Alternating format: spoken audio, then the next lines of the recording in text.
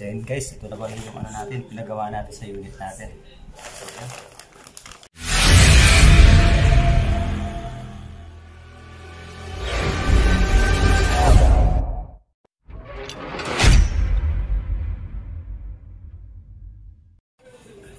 So yun guys, magandang araw. So matagal-tagal na rin tayong walang upload sa channel natin. So medyo wala na tayong hunting ngayon. So ang nangyari pala guys, nag-upgrade pala tayo ng unit natin. So yan, so ngayon dumating na itong pinagawa natin. Yan. So unboxing tayo ngayon. Tapos i-assemble natin ngayon. So check natin yung quality nito guys. So yan, buksan na natin to para makita nyo na. So yan, so ilang months na rin tayong walang upload.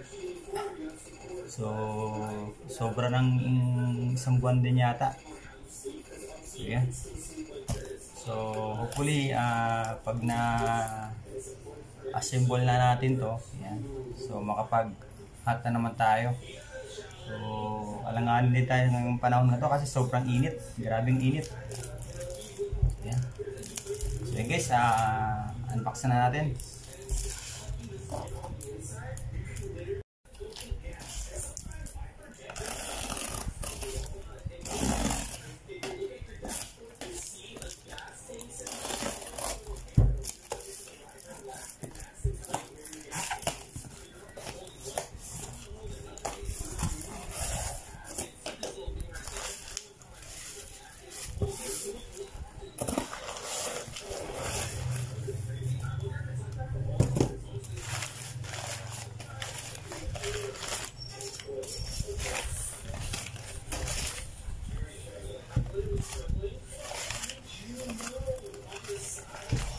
So yun guys, ito na ba yung ano natin, pinagawa natin sa unit natin.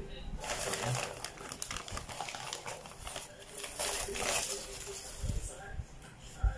So yun guys, so ganda. Wow. So yun guys, yung pinagawa natin. So bali ginawa pala natin tactical yung unit natin. So medyo mabigat kasi pagdating sa hunting yung wood stock. So in-upgrade natin siya ng tactical. So yan. So pinalagyan ko na rin siya ng folding. Yan, folding mechanism. So para mabilis na rin maligpit sa bag natin. So yan. Solid guys, oh. So mamaya i-reveal ko rin sa inyo to kung kaninong maker ko pinagawa to. Ayan. So yan guys, oh, solid.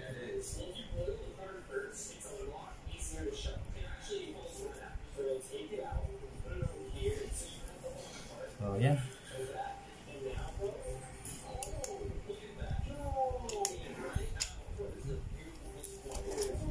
So napakalambot ng trigger niya.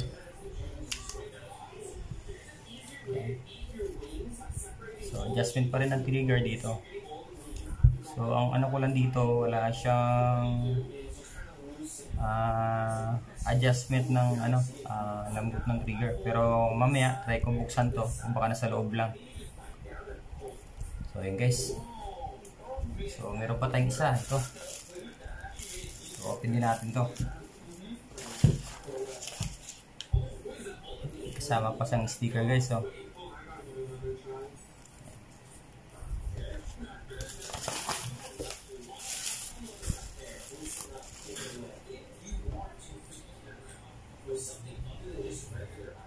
So yun guys, bali may kasama din siyang railing ng bipod, napakahaba. So nasa, palagay ko nasa 12 inches kung hindi ako nagkakamali. So yun guys, kabit natin. So guys, kabit na natin yung railing.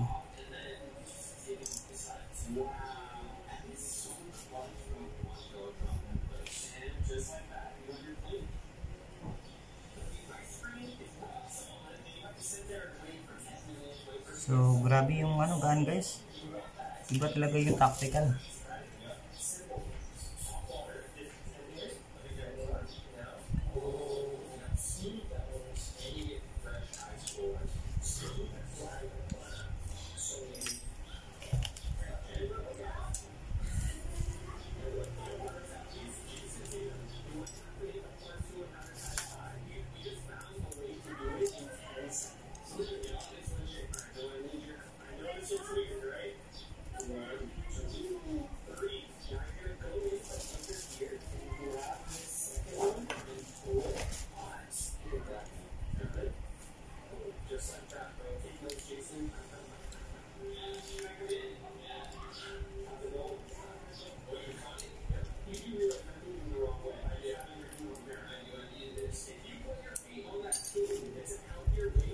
So yan guys,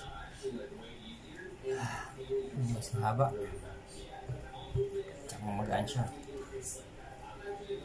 So yan, so try na natin assemble ngayon to. So nung hindi pa dumarating tong yung unit natin, so bali nag-order na tayo ng mga ano niya, parts niya para dito, yung bat tsaka bipod. So kabitan natin. Station mo guys. So yun guys, ito yung order natin.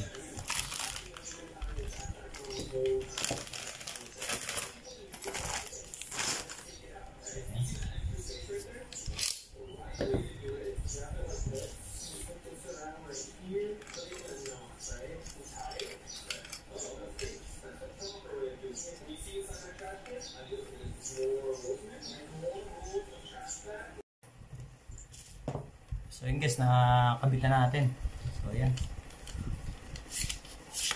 So medyo maluwag lang siya dito, no. Yan. So ang ginawa ko, nilagyan ko na lang siya ng tape, masking tape.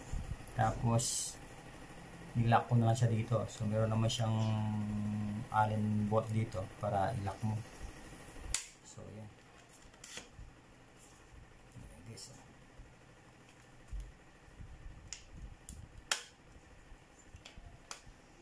Yan.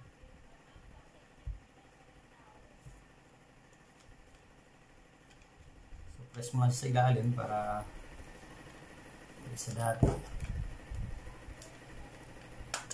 Yan. Yan. So next, kabitan natin yung bipod.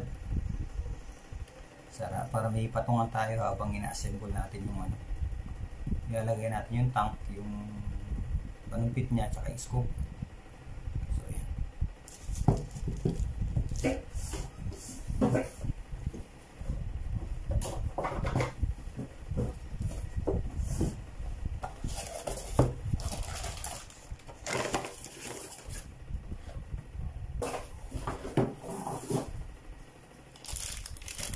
So yun guys.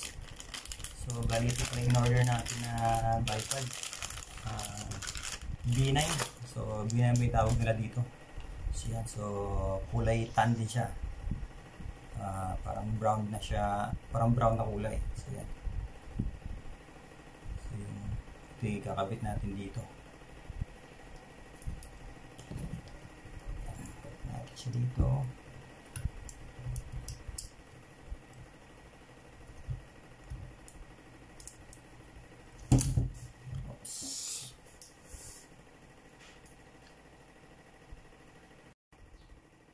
So yung guys, bali kapitan natin tong bipod natin. So medyo nagka-problema tayo dito sa may railing niya. So dito kasi may mga nakausting dalawang parang dito. So ang ginawa natin, grinder natin, pinantay natin. So yan. So wala na siya nakausli. So lagay na natin.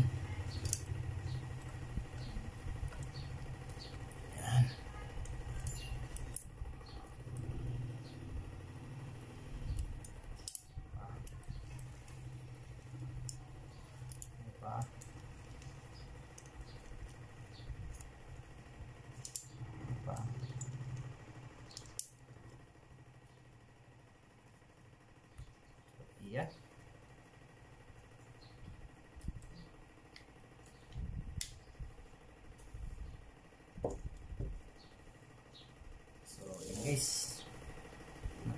natin. So after nito, kabitan natin yung tank. Kabitan natin yung tank. So lagyan muna natin siya ng silid na oil.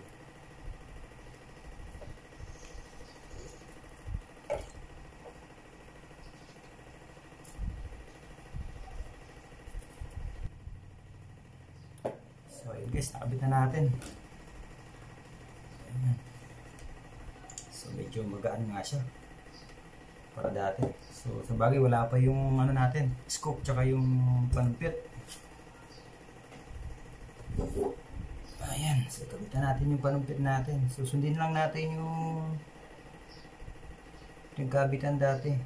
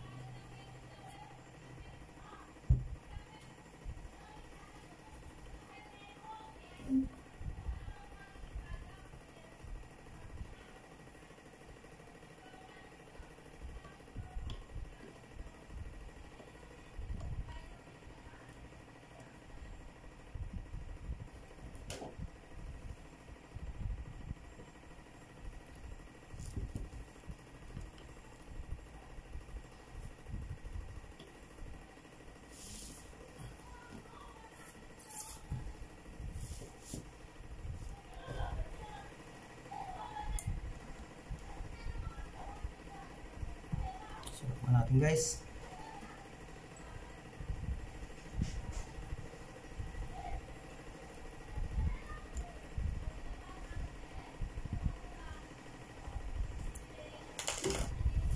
So ayan guys, nakabit na natin yung tangke tsaka yung panumpit.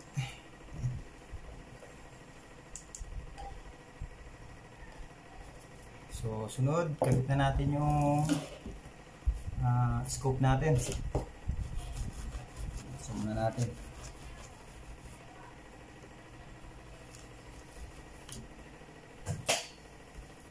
So ito na yung huli. So yun guys, ito pala yung panipit natin na West Hunter.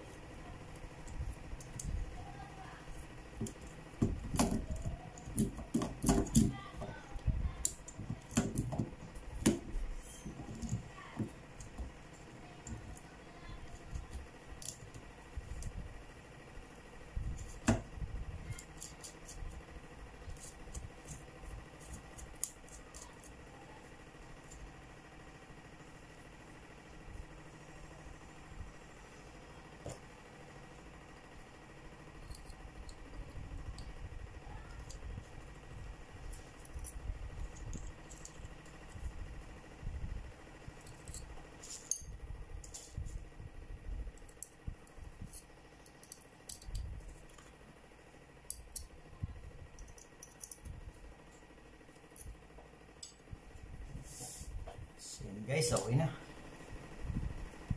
So, yan. Kompleto na yung tactical natin, no?